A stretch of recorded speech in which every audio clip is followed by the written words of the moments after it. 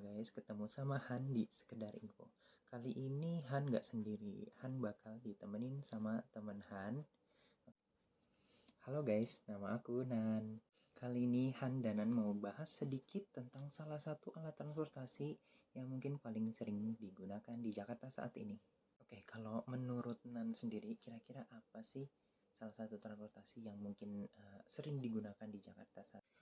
Kalau ngomongin transportasi di Jakarta sih kayaknya banyak banget ya. Kayak ada komuter lain, taksi online pun juga sekarang udah banyak, ada Gojek and Grab, Ride juga, kemudian taksi-taksi juga kayaknya banyak, angkot dan Kopaja pun masih sering berkeliaran di Jakarta. Oke, clue-nya di sini dia bisa muat banyak penumpang, punya jalur sendiri, serta ada nama Jakarta. Oh, kalau itu mungkin Transjakarta kali ya. Ya, benar banget Transjakarta. Di sini dikutip dari Wikipedia, Transjakarta atau kadang ditulis Transjakarta adalah sistem transportasi bus rapid transit atau BRT pertama di Asia Tenggara dan Selatan loh. Nah, yang beroperasi sejak tahun 2004 di Jakarta, Indonesia. Sistem ini didesain berdasarkan sistem Transmilenio di Kolombia. Transjakarta dirancang sebagai moda transportasi massal pendukung aktivitas ibu kota yang sangat padat.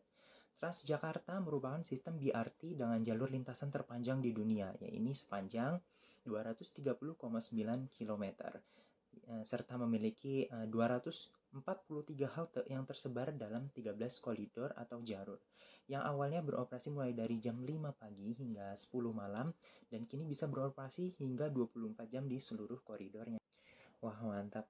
Di sini juga dituliskan, Transjakarta dioperasikan oleh PT Transportasi Jakarta dengan jumlah tenaga kerja yang terlibat dalam operasionalnya Transjakarta ini sebanyak 6.000 orang yang terdiri dari pramudi, petugas bus, petugas halte, dan petugas kebersihan.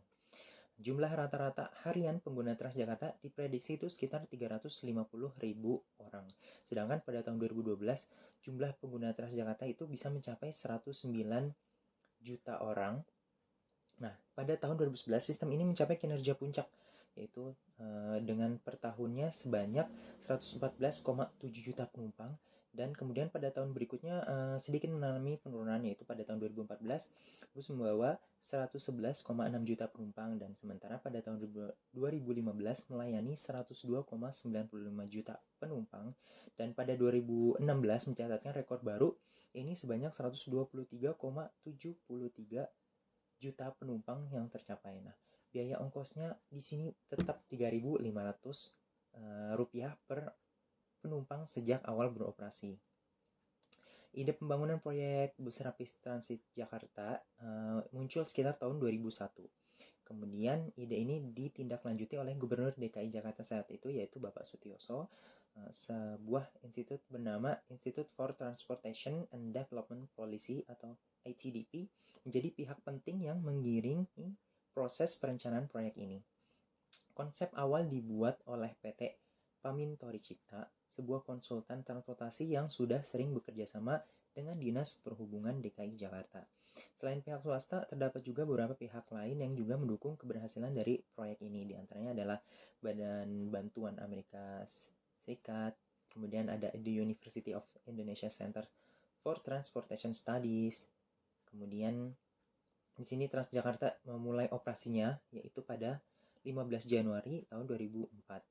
Ditandai dengan peresmian Koridor 1 dengan tujuan memberikan jasa angkutan yang lebih cepat, nyaman, dan terjangkau bagi warga Jakarta. Sejak awal pengoperasiannya, Transjakarta, harga tiket ditetapkan untuk disubsidi oleh pemerintah daerah dalam rangka sosialisasi dan pengenalan angkutan massal ini kepada masyarakat.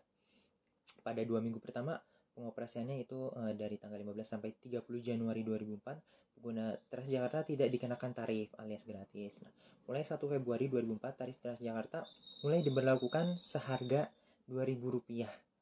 Pada tahun 2012, Dinas Perhubungan DKI Jakarta memutuskan untuk menaikkan tarif Transjakarta sekitar Rp3.500. Wah, menurut Han dengan harga 3.500 kita bisa berkeliling ke Jakarta itu sih cukup murah ya. Nah, di sini juga ada info beberapa pengembangan pasca peresmian Koridor 1 terus dilakukan nih. Antara lain adanya penerimaan lowongan sopir bus yang terbuka bagi perempuan juga. Jadi nggak cuma laki-laki, tapi ada juga perempuan yang direkrut sebagai supir bus. Nah, terus ada perbaikan sarana prasarana bus dan halte, pemberlakuan zona khusus perempuan seperti halnya di komuter lain. Kemudian ada juga penempatan petugas di dalam bus serta sterilisasi jalur Transjakarta yang mungkin terus dilakukan dengan portal manual maupun otomatis. Dan juga ada uji coba sistem kontraflow jalur Transjakarta yang berlawan arah dengan jalur umum yang bersinggungan serta pelayanan bagi pengguna penyandang cacat dengan nama Transjakarta Cares. Wah, keren banget ya, Nen. Nah, di sini juga dituliskan setelah koridor 1 sukses dioperasikan, koridor-koridor selanjutnya mulai dibangun dan diresmikan secara bertahap. Dari koridor 2 hingga koridor 13 yang diresmikan pada tanggal 16 Agustus 2017. Transportasi penunjang Transjakarta juga terus diupayakan. Di sini ada jalur bus pengumpan seperti feeder busway juga dioperasikan pada tahun 2011 di 3 wilayah yaitu SCBD, Puri Kembangan, dan Tanah Abang. Namun ditutup pada bulan Desember 2012 karena operator menganggap rute-rute tersebut sepi pengguna dan menimbulkan kerugian. Nah, saat ini angkutan penunjang Transjakarta terdiri atas bus pengumpan yang beroperasi di dalam kota maupun di daerah perbatasan. Pada tanggal 10 November 2014, Transjakarta meluncurkan logo barunya dan diresmikan oleh PLT Gubernur Provinsi DKI Jakarta saat itu yaitu Bapak Basuki Cahayapurnama. Logo baru itu berupa sebuah lingkaran berwarna biru tua dengan dua garis diagonal berwarna putih. Di sebelah lingkaran terdapat tulisan Transjakarta yang dengan dua warna kata trans menggunakan biru muda sedangkan kata Jakarta menggunakan biru tua. Selain perubahan warna, huruf J pada kata tersebut memiliki kaki lebih panjang yang ditarik ke bagian bawah kata trans. Dengan gradasi warna biru tua ke biru muda, logo tersebut merupakan karya Fahri Azmi, 20 tahun, yaitu pemenang lomba desain logo Transjakarta yang diikuti oleh 2.250 peserta. Nah, menyinggung tentang zona khusus perempuan, pada tanggal 21 April 2016 bertepatan dengan Hari Kartini, PT Transportasi Jakarta meluncurkan bus khusus perempuan. Di sini ada 2 bus khusus perempuan yang diluncurkan. Bus tersebut berwarna putih merah muda dan hanya beroperasi di koridor 1 saja. Sesuai dengan namanya, bus tersebut hanya bisa dinaiki oleh pengguna perempuan saja dan bus tersebut dikemudikan oleh pramudi perempuan tentunya. Pada bulan Mei 2019, Transjakarta akan memulai uji coba bus listrik selama 6 bulan dengan rute pertama yakni dari Bundaran Senayan ke Monas. Oke guys, sekian dulu sekedar info dari Han dan Nan. Nantikan berita-berita selanjutnya dari sekedar info. Terima kasih. Wassalamualaikum warahmatullahi wabarakatuh.